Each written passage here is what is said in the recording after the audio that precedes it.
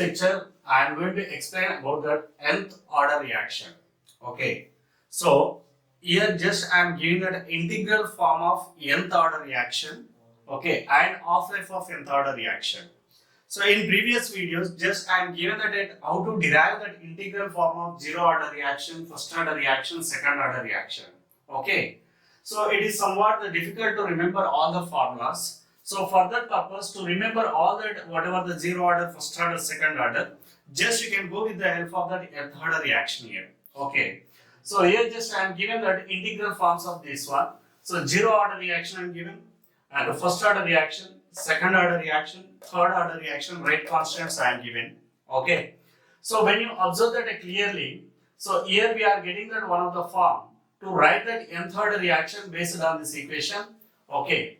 So this nth order reaction, whatever I am given, it is not useful to write that a first order reaction n not equals to 1. Okay. So within the formula I am given that. Okay. So first you can observe that K0 is equals to x by t and K1 is equals to 2.303 by t log a by a minus x. Okay.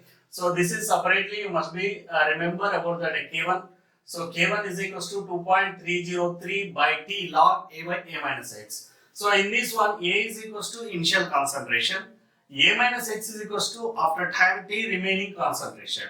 Okay. So generally when you are observing with respect of K0, K1, K2. So K2 is equals to 1 by t, 1 by A minus X minus 1 by A. K3 is equals to 1 by 2t, 1 by A minus X whole square minus 1 by A square. So carefully when you observe that, here when the nth order is going to increase 2 to 3, here just you can observe the changes here.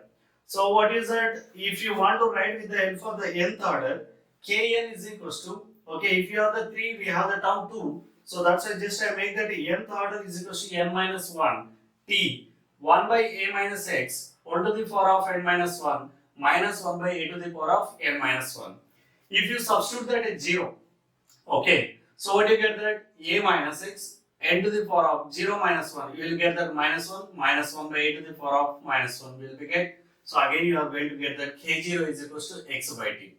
If you are substituting that 2, 1 by 2, 2 minus 1, 1 by t, okay, 1 by t, 1 by a minus x, 2 minus 1, 1 by a minus x, minus 1 by a 2 to the power of minus 1, 1 by a. So again you are getting that second order or not.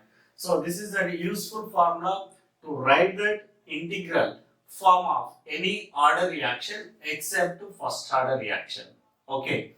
And also in the previous lecture, I explained how to identify, how to calculate the half-life. What is the half-life? Generally, we are given the time required to complete the half of the reaction. Okay. So here I am given the direct formulas. Okay. So that just simply, just you can take that one of the condition when t is equals to going to t of, then x is equals to become a by 2. Okay. So we utilize this condition. When you substitute in this one, you are going to get that half-life. Okay. So when I substitute these values in this one, the t of is equals to a by 2 k naught.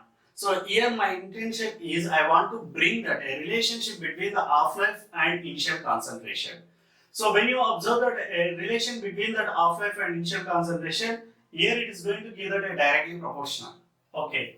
And at the same time when you are writing for that first order, okay, so T of is equals to 0.693 K1. And for the second order, T of is equals to 1 by K2A. T of is equals to 3 by 2 K3 A square for third order. So when you observe that a relationship between the half-life and initial concentration for a first order reaction, okay, so in a first order reaction, T of is independent on A. For second order, T of is inversely proportional to A. For third order, T of is inversely proportional to 1 by A square. Okay. So based on this data, just I derived for nth order. T of is equals to 1 by 2 to the power of n minus 1 minus 1 by n minus 1 kn a to the power of n minus 1. So this is also not applicable for first order. Okay. So simply when you want to write that any K3, for example, if you want to write that a K3, just you can substitute in n values of 3. Okay. So what you get that 2 to the power of 3 minus 1, nothing but you get 2 to the power of 2, nothing but 4. 4 minus 1 is equals to 3 by 3 minus 1, 2. K3 A square. You are going to get the 3 by 2 K3 A square or not. Okay. So this is the formula we are given with respect to of this. Okay, for nth order reaction of life. So at the same time, when you observe that, okay, so generally we are given with respect to of this one, T of is directly proportional to A, T of is independent on A, T of is inversely proportional to A. Okay, so T of is inversely proportional to A square we are given. So generally here you can check that. One of the best example I am going to give here. For example, initially you have that one of the reacting species, 4 reacting species are there. Okay, so 4 are going to become 2. 4 are going to become 2. So how much of reaction is completed? Half of the reaction is completed. So for half of the reaction, for example, I get the 2 seconds. Okay. So here in 2 seconds, the 50% of reaction is completed. Okay. So just I am dealing with that zero order reaction. So what I am saying here, T of is directly proportional to A. That means if initial concentration is decreasing, T of is also going to decreases. Okay, with the same variation. For example, A is decreasing 2 times, T of is also going to decreasing 2 times. Here what am 4 is going to become 2. Okay, now much of time in 2 seconds. 2 is going to become 1. So how many times it is decreases? 2 times is decreasing. Which one? Concentration. So half-life should also decreases 2 times. So that's why to become 2 to 1, how many seconds you need? 1 second. Okay. So got the point here? T of directly proportional to A means if the initial concentration A decreasing, the T of is also decreasing. Okay. So in the first order, T of is independent on A I am given. The meaning of this one, for example, the same reaction if I have taken, 4 is going to become 2. So how many seconds we need? Suppose I am given 2 seconds. 2 is going to become 1. So are you expecting any change in the half-life? 2 become 1 is nothing but again here the 50% reaction is going to complete. So nothing but how much we get that? 1 second we are expecting, but here you get that only 2 seconds. Okay, why? Because T of is independent on A. Okay, so here whatever the concentration is decreasing, whatever the percentage of concentration is decreasing in first order, we can't expect that any change in that half-life. Okay, so 2 seconds in 2 seconds. But when you come into the second order, in second order, half-life is inversely proportional to A. That means if A is decreasing 2 times, T half is going to increasing 2 times. That means 4 is going to become 2 in 2 seconds. So how much of reaction? T half, 50% of reaction is completed in almost 2 seconds. Now again 2 is going to become 1. So how much of decreasing? 2 times decreasing.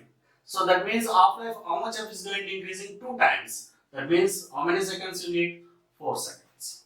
Got it? So T half is inversely proportional to A. A here decreasing 2 times, that T half is going to increasing 2 times. Got it? Okay. And here T half is inversely proportional to A square for third order reaction. For third order reaction. So for example, here I am taking the 2 seconds to convert from 4 to 2. Okay. So again 2 is going to become 1. How many times it decreases? Okay. So 2 times is decreasing. How many times it is going to increasing? 2 to the power of 2. Nothing but 4 times it is going to increases. So 4 times it is going to increases. We are taken with respect of here 8 seconds. Got it? So this is the half-life of nth order reaction I am given with respect of this one. Okay, and here also I am representing that one of the 75% T75. So for example, 4 is going to become 2 is a 50% of reaction. Okay, and here 50 is going to also become 50% I am taken. So this is going to become how much? T75% reaction. That means if you have that simply 100, 100 is going to become 50. So 50 again going to become half now. So how much of reaction is completed? 75% of reaction is completed. Okay. So these are the general formulas we are utilizing in our nth order reaction. This is the integral form. This is the half-life. Okay. And the relationship between the half-life and initial concentration. And just I am given that the T75% of various reactions, it is also applicable for first order. But these two are not applicable for first order. Got it?